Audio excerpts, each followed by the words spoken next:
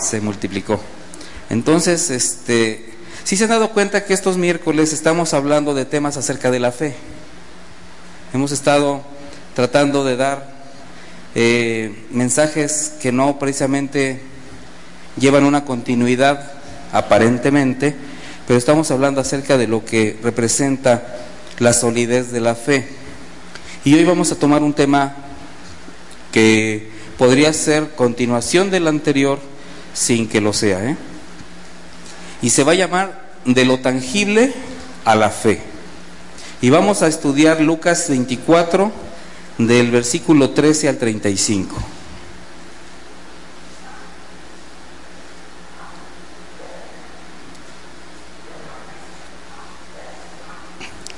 Lucas 24 del versículo 13 en adelante.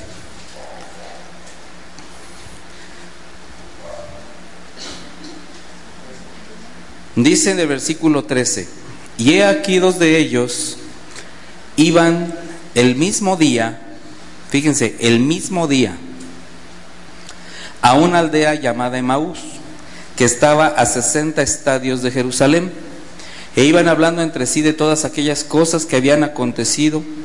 Sucedió que mientras hablaban y discutían entre sí, Jesús mismo se acercó y caminaba con ellos, mas los ojos de ellos estaban velados para que no le conociesen.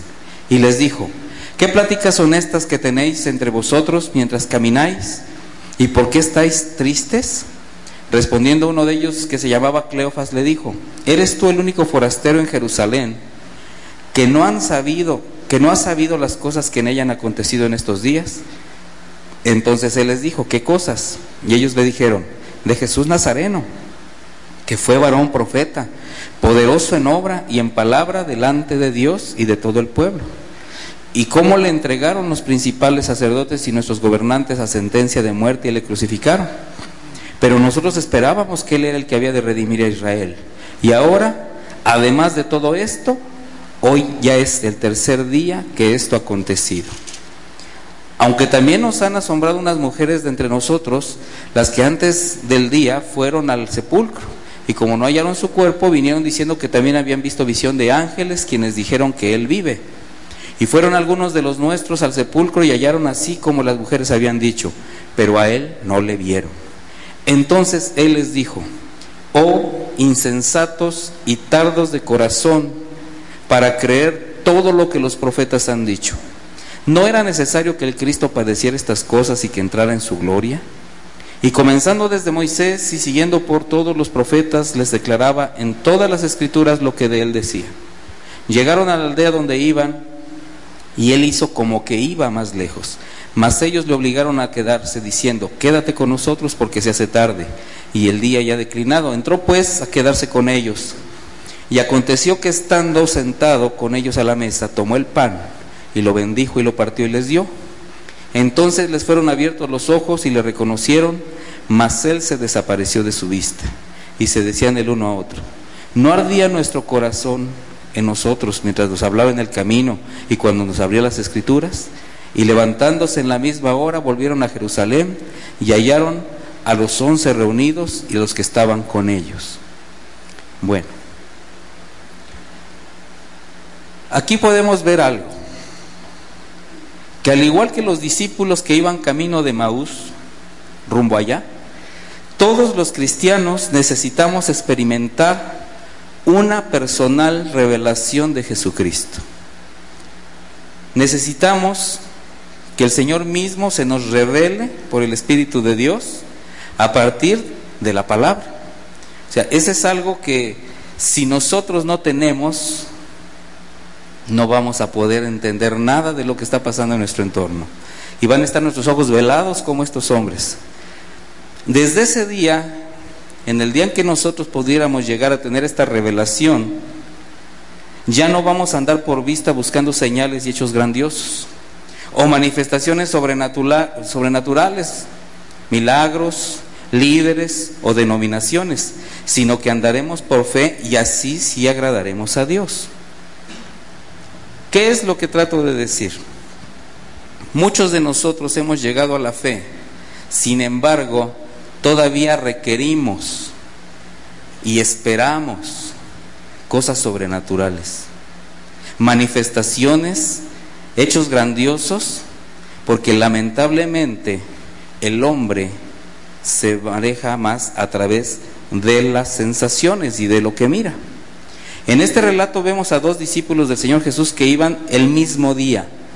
¿Cuál es el mismo día? El mismo día en que las mujeres fueron en la mañana y encontraron el sepulcro vacío. Ellos se enteraron todavía de que el sepulcro estaba vacío. Algunos comprobaron que no estaban ahí, no solo las mujeres, pero sin embargo ellos decidieron empezar a caminar rumbo a Emaús. Ese mismo día era el primer día de la semana, cuando el Señor resucitó de los muertos. Iban a una aldea llamada Emaús. Habla de una distancia aproximada a 11 kilómetros, de acuerdo a los estadios. Ahí el Señor Jesús, ya resucitado, se les acerca, van en el camino, pero ellos van tan ensimismados en sus propios problemas, van tan tristes que, ¿qué pasa? No le reconocen. Para ellos, ¿qué era? Un forastero, porque le dicen, ¿eres el único forastero? ¿Verdad? Entonces Él les pregunta, ¿qué conversaciones tienen entre ustedes? ¿Por qué están tristes? Bueno, los discípulos estaban muy tristes. Y esto los llevó a abandonar Jerusalén. ¿Qué dejaron atrás? Todo. Los discípulos dejaron todo, ahí se quedaron otros, pero sus esperanzas de estos dos estaban totalmente perdidas. Escucharon que algunas mujeres les dijeron, y algunos compañeros, el sepulcro está vacío. Sin embargo, en ellos dos vemos que era tal su tristeza, su congoja, que decidieron irse, ya no permanecer ni en el lugar donde sucedieron los hechos, ni con los hermanos, con los discípulos que se presume pues eran parte del mismo grupo de Jesús. ¿Cómo sucede en diversas ocasiones con muchos hermanos cuando las cosas no les van bien? Cuando llega el día de la prueba, cuando llega el día que el Señor permite el zarandeo, ¿verdad? Te entristeces. O sea, hay quien se entristece, pero no se queda en la tristeza, se mete al ambiente de la depresión. ¿Y qué pasa cuando una persona se deprime? Se aleja. ¿Sí sabían ustedes que una de las evidencias de los síntomas de la depresión es que la gente se aleja de su entorno, se mete a su propio mundo y se descuida?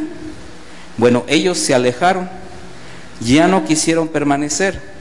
Normalmente sucede esto en alguien cuando las cosas no son o no salen como se planea o se anhela. Entonces la fe disminuye tanto, el ánimo decae de tal manera que lo primero que hacemos es alejarnos del Señor y sobre todo también del abrigo del cuerpo. Esto fue lo que ellos hicieron. Deciden irse con tristeza, caminan, conversan sin darse cuenta de que el Señor ya va con ellos. Va con ellos, y en que ellos anduvieron cerca del Señor Jesús y lo reconocen porque dicen, como varón profeta que hablaba palabra de Dios poderosa, hablan de poderoso en obra, en palabra delante de Dios y de todo el pueblo. O sea, ¿por qué le dijeron esto al forastero? Porque ellos habían convivido con él, y precisamente por esta convivencia, por haberlo reconocido como un hombre poderoso en obras, con palabra de Dios, habían puesto sus expectativas en él. Pero cuando fue entregado por los principales sacerdotes y gobernantes a sentencia de muerte y le crucificaron, ¿qué vino? La pena, la desesperanza. Y así con la muerte del Señor, cuando lo ven que muere en la cruz, mueren sus ilusiones, muere su fe y muere su confianza en Jesús, que eso fue lo peor. Con la muerte del Señor para ellos se acaba todo.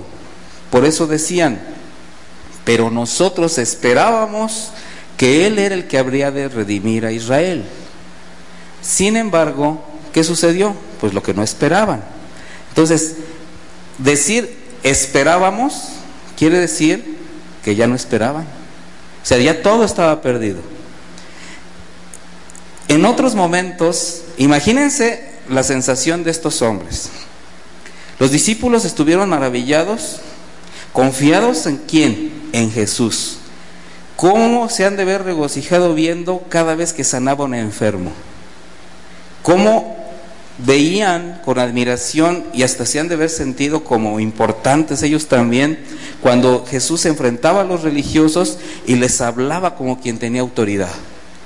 Ellos no estaban acostumbrados a ver que alguien se enfrentara a fariseos y escribas y les pusiera en el lugar. Entonces ellos veían esto y decían, no, pues este es. Ellos vieron que calmó tormentas, fueron testigos de muchos milagros, la resurrección de Lázaro, la de Dorcas, otras más, la multiplicación de los peces y los panes, la liberación del endemoniado gadareno. O sea, tenían elementos suficientes como para confiar en Dios y hacer una expectativa de Él. Veían cómo lo buscaban las multitudes y esto semejaba a quien tenía liderazgo. Venían tras Él. Cuando entró el Señor a Jerusalén, han de haber tenido incluso la idea de que aún los romanos se iban a postrar delante del Señor. O sea, ellos estaban esperando a su rey y en Él pusieron todo. Hasta ese momento los discípulos, ¿qué estaban acostumbrados a ver? Con sus ojos físicos. Maravillas, milagros, triunfo, éxito, bonanza. Nadie se quedó sin comer cuando el Señor andaba con ellos. Nunca hubo carencia porque el Señor de una forma u otra, cuando no le daban, pues hizo milagros. Así que, si bien Él no tenía ni dónde recostar su cabeza, pero conforme iban caminando, ellos veían cómo el Señor iba dando, cómo iba haciendo. Por eso, como veían con sus ojos físicos, no concebían que su Salvador pudiese morir. Eso nunca lo concibieron. A pesar que Él les había hablado una y otra vez acerca de su muerte y de su resurrección, ¿qué hacían cuando ellos escuchaban de parte de Jesús acerca de su muerte y resurrección? Dice la Biblia que guardaban la palabra entre ellos. Miren, en Marcos 9:10. En Marcos 9:10 dice, y guardaron la palabra entre sí, discutiendo qué sería aquello de resucitar de los muertos. O sea, el Señor les hablaba que había de morir, resucitar de los muertos, y entre ellos así como que nada más la comentaban, la discutían, pero no estaba dentro de sus planes. O sea, ni la muerte de Cristo ni su resurrección entraba en ninguna forma en sus planes. Ellos estaban en el terreno de lo visible, de lo palpable. Su problema fue que ellos no lo vieron resucitado. O sea, ellos pudieron haber creído como creyeron después que lo vieron, pero en ese momento iban tan apesadumbrados que aunque les dijeron el sepulcro está vacío, como ellos no lo habían visto, de hecho no lo habían visto a los demás, a Jesús, ellos ¿qué querían? Verlo.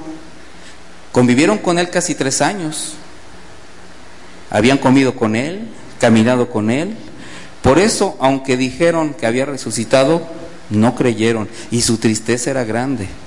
En el versículo 25, después de todo esto, entonces Él les dice, después de todo este caminar, oh insensatos y tardos de corazón para creer todo lo que los profetas los han dicho.